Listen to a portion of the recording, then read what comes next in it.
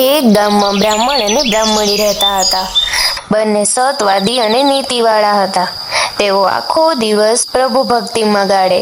તેમને એવો નિયમ કે તેમને આંગણે આવેલા કોઈ પણ વ્યક્તિ ખાધા પીધા વગર ન જાય.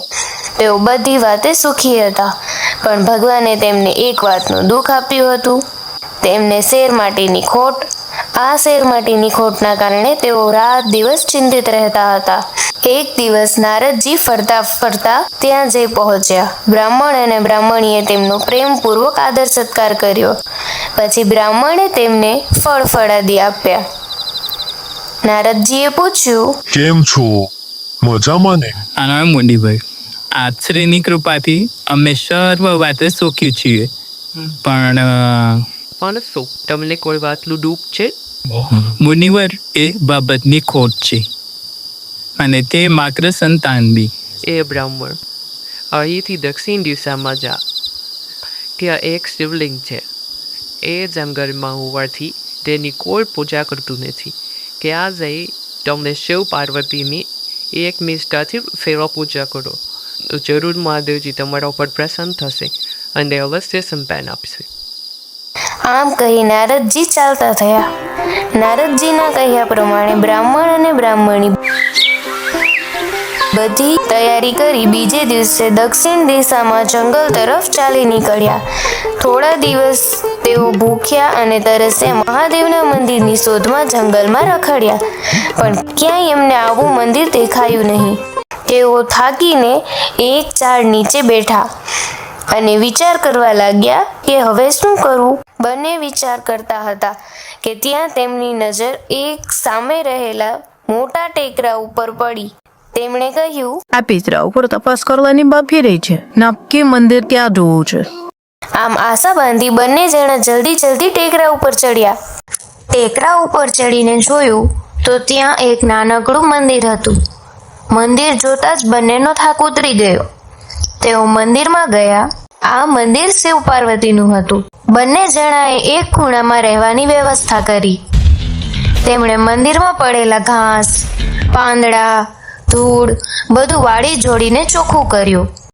પછી સ્નાન કરી નદીમાંથી પાણી ભરી શિવ પાર્વતીને સ્નાન કરાવ્યું. મંદિર પાસે જ એક બીલીનું ઝાડ હતું. ત્યાંથી બીલીપત્રો લાવી શિવલિંગ પર ચડાવ્યા. આમ બ્રાહ્મણ અને બ્રાહ્મણી નિયમિતપણે શિવ પાર્વતીની સેવા કરતા હતા. બીલીનું ઝાડ પાસે જ હોવાથી બ્રાહ્મણી હંમેશા બીલીપત્રો તોડી લાવતી, પણ ફૂલ માટે બ્રાહ્મણને દૂર જવું પડતું.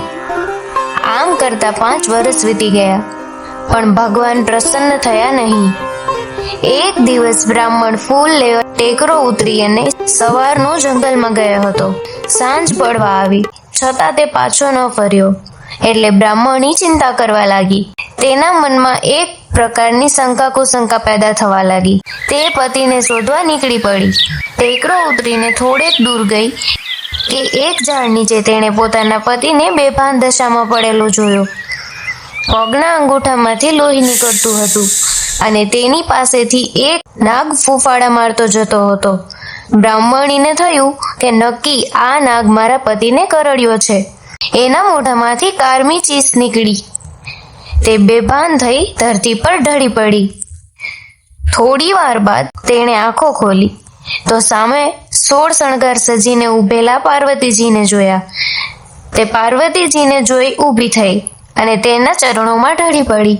પાર્વતીજીએ તેને આશીર્વાદ આપતા કહ્યું, તમારી બંનેની અનન્ય ભક્તિ અને શ્રદ્ધા જોઈને હું ખૂબ જ પ્રસન્ન થઈ છું. માટે તમારે જે વરદાન જોઈએ તે માંગો. માતાજી, અમારે બીજું કાંઈ નથી જોતું. અમારે એક સંતાનની ખોટ છે, તે પૂરી કરો બસ.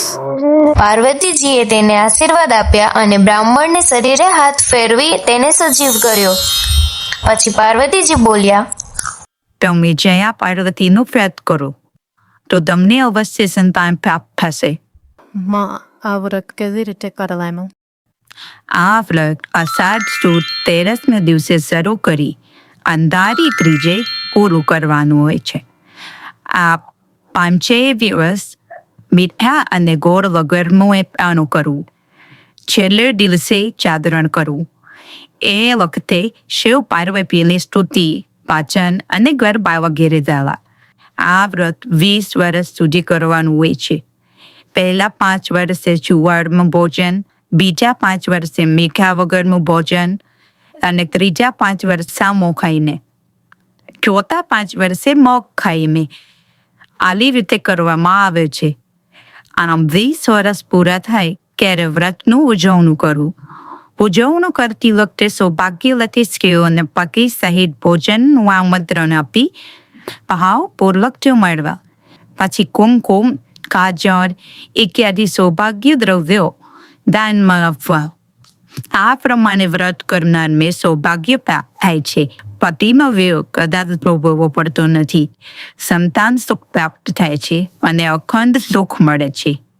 આમ કહી પાર્વતીજી અંતર્ધ્યાન થઈ ગયા. બ્રાહ્મણ અને બ્રાહ્મણી રાજી થયા. પોતાને ઘેર પાછા ફર્યા. બીજે વર્ષે તેમણે જયા પાર્વતીજીનું વ્રત કર્યું.